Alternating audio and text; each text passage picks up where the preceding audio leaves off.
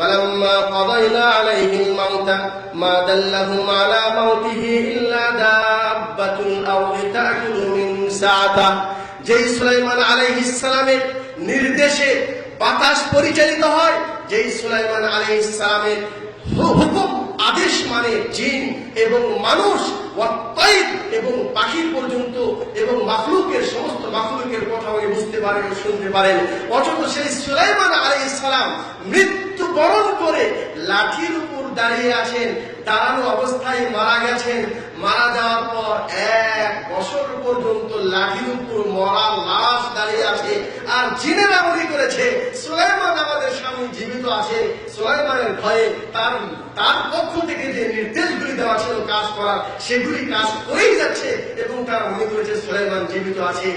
1 বছর পর এরপরে যখন ওই মাটির পিঁপড়া যখন ওই কাঠটাকে লাকড়িটাকে খেয়ে ফেলে দিয়েছে, তখন 1 বছর পর ধপাস করে সুলাইমান সালাম নিচে পড়েছেন। তখন বুঝতে পারলো জিন। কি বুঝতে পারলো জিন?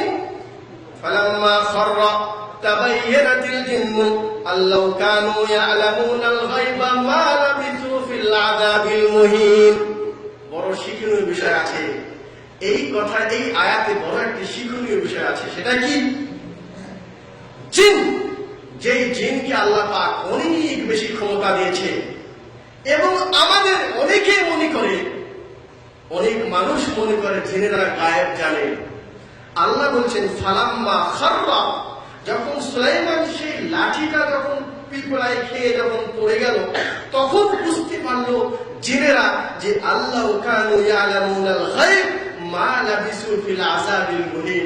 আমরা যদি গায়েব জানতাম, আমরা যদি আদেশের খবর বুঝতে পারতাম যে সুলাইমান বহু আগে মারা গেছেন, তাহলে আজ দীর্ঘ 1 বছর ধরে তার নির্দেশ মেনেই যাচ্ছি, আমরা কষ্ট করেই যাচ্ছি, এরকম কষ্ট তো আমরা করতাম না।